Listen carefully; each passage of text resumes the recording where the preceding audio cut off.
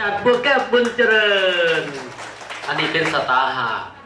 คนแรกของฝั่งโซปปลาวของอะไรนะครับเนาะของระบบ BP อาเซียนไปสตาร์ของเขาเมื่อมีสตาร์หาของฝั่งโซปปลาวแล้วสตาร์หาเพชรเมืองสร้างกับมีเหลือเด้อพี่น้องกินเขาก็ลังเมื่อยนะเพราะฉะนั้นเพิ่นสิทึ่งหอบทึ่งยางทึ่งเว้าก็ได้ครับเพราะว่าสตาร์หาหรือว่าเป็นผู้นำระดับนี้แล้วทำได้ทุกอย่างเพราะว่าจะเป็น CEO ในเร็วๆนี้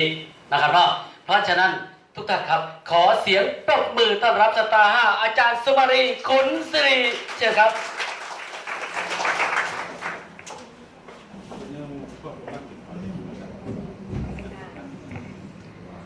เฮ้ยเนาะบอกว่ากำลังเมื่อยกับบ่ว่าเมื่อยเนี่ย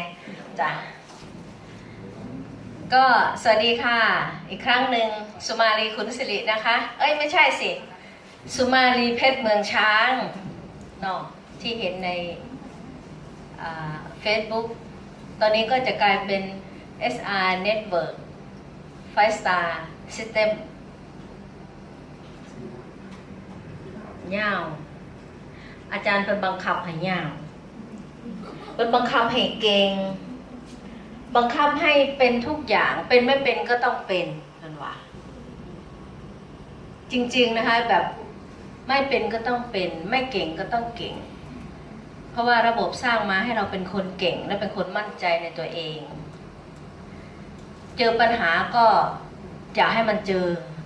วิ่งหนีปัญหาอย่าให้มันตามทันมันว่ามันสอนไว้ก็เลยต้องทำตาม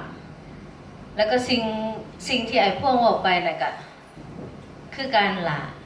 แต่บทมากบ่ท่านเพลินเว้าก็สิเว้าเอาของเจ้าของนี่หรอกคือไอ้พวกว่าแหละตอนไปนี่อาเจก็สิให้ S2 ให้สตาร์3จัด S2 มีบ้านให้แล้วเนี่ยง่ายกว่าคนอื่นมากเลยนะแต่สตาร์3ของทางฝั่งเพชรเมืองช้างยังไม่กล้าจัดคอร์ส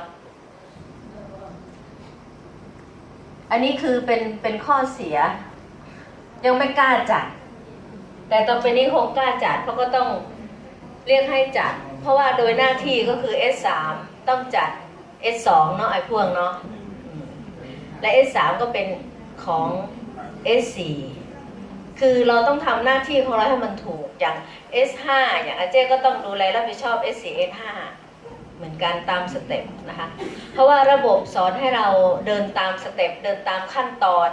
ขึ้นป.1 ถึงป.6 ไม่ใช่ขึ้นป.1 ข้ามไปอยู่ป.6 เลยก็ไม่ได้มันต้องทำให้ได้ป.1 ป.2 ป.3 ป.4 ป.5 ป.6 ไปตามสเต็ปไม่งั้นเราก็ถือว่าเราข้ามขั้นทำไม่ถูกแล้วก็จริงๆอย่างที่อาจารย์พูดมามันก็ถูกตลอดเราลง S1 S1 คือเงินของเราต่อไปนี้เจ๊ก็ต้องลง S1 นะคะเพราะช่วงระหว่างที่ผ่านมามันก็มีอะไรหลายอย่างทำให้เราต้องมันเหมือนมีเชือกมัดเราไว้แต่เราก็แก้อยู่นะแก้แล้วก็ถอดมันไปแต่วิ่งออกจากร้านไม่ทันแล้วก็มัดต่อแล้วก็จะไปต่อไม่หลุดค่ะ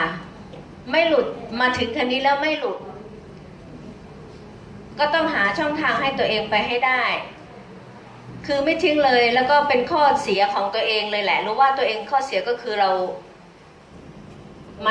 มันก็เจอคนละแบบเนาะอย่างอาเจ้มันมีหน้าที่การงานหลายอย่างแล้วอาเจ้ก็เจออะไรมามันหลายอย่างมันยังแก้ไม่ได้แก้ไม่ตกแต่ถ้าเราวิ่งไปหาอีกงานหนึ่งยังค้างมันก็ทำให้เรามีความรู้สึกว่าไม่แฮปปี้กันที่เราจะเดินหน้าไปอีกแบบหนึ่งก็ต้องคือแก้ไขปัญหาต่างๆให้มันจบแต่ S1 นี่คือ S1 ต้องได้เงินเพราะว่ายอมรับอยู่ว่าหลายคนของพวกเราก็ยังไม่ S1 บ้างแต่ก็ยังไม่เต็มที่เพราะว่าทุกครั้งแหละ S1 กับ S2 ก็คือได้เงินต่อไปนี้ก็จะทำอย่างที่อาจารย์พูดบอกส่วนใหญ่ S1 ก็อยู่ในร้านบ้างแต่มันก็สู้ออกข้างนอกไม่ได้ข้างนอกมันทำให้เรามีความสุขแฮปปี้ไปเจอคนอื่นไปเจอปัญหาแล้วเราจะแก้ได้นะทุกคนต้องเจอแหละเหมือนอย่างที่อาจารย์พูดถ้าเราขึ้นไปถึง CEO เราต้องเจอปัญหาเมื่อตอนนั้นเราถึงจะมีคำถามแน่นอนที่สุดเราก็คงจะแก้ปัญหาตรงนั้นไม่ได้เราก็ต้องถามอาจารย์ผู้ที่ออกเขาเรียกว่าแต่งอะไรพวกที่ออกหลักสูตรมาเนาะต้องเจอเราก็ต้องมาเจอหลักสูตรที่อาจารย์บอก ก็ต้องทำตามสเต็ปทำตามระบบ เพราะว่าอาจารย์สอนให้พวกเราต้องเติบโตต้องใหญ่ มันต้องถ่ายทอดจากรุ่นสู่รุ่นมันถึงจะไปได้ มันถึงจะเป็นงานที่ชัดเจนและมั่นคง เพราะว่าถ้าอาจารย์เขาจะมาอยู่แต่กับพวกเราตลอด16 สายมันก็คงไม่ได้ พวกเราเหมือนกัน เราก็ต้องส่งต่อรุ่นต่อรุ่นเหมือนกันไอ้ตรงนี้อย่าไปว่าอาจารย์ว่าไม่รักพวกเรา จริงๆอ่ะความรักเอาไว้ในใจ แต่อย่างอื่นก็ปล่อยเข้าไปตามทางของใครของมัน เมื่อถึงเวลาคิดถึงกันก็ดูภาพเอาก็แล้วกันหลังจากนั้นเราก็จะเดินไปตาม16 เส้นสายของพวกเราเหมือนกันอาจารย์เหมือนกัน ก็ต้องเดินออกมาจากอีกสายที่เรามีอยู่ เพื่อไปสร้างความเจริญเติบโตให้ตัวเองอีกแบบหนึ่งเพราะว่าเราต้องการความยิ่งใหญ่ต้องการความชัดเจนแล้วก็เราทำมาแล้วเนี่ยเราลงทุนมาแล้ว เราสร้างมาแล้วเราก็ต้องทำให้มันเติบโตตามที่เราต้องการนะคะคือสิ่งเหล่านี้ก็อยากฝากทุกท่านไว้เหมือนกันให้เราเดินหน้าต่อไปต้องอดทนและต้องต่อสู้มีอะไรแล้วก็หันหน้ามาคุยกันปรึกษากันในกลุ่มในไลน์ก็ได้ทุกคนอยู่ในไลน์หมดละและตอนนี้ทุกคนก็เข้าใจระบบมากขึ้นละคงไม่หลุดเดินตามทางรถไฟให้ได้เดินจากอุบลถึงกรุงเทพก็ยังเดินถึงนะพี่ใช่ไหมถ้าเราเดินไปเรื่อยๆถึงกรุงเทพแน่นอนก็ไม่ต่างอะไรกับอาชีพกับงานของพวกเราถ้าเราเดินไปเรื่อยๆเราก็ถึงจุดหมายปลายทางเหมือนกันเพราะว่าทุกคนมีเป้าหมายแล้วก็ต้องเดินไปให้ถึงเป้าหมายให้ชัดเจนเนาะก็ฝากทุกคนไว้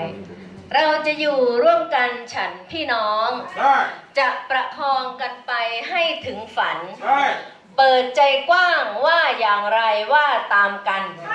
สำนึกมั่นมุ่งเน้นความเป็นทีม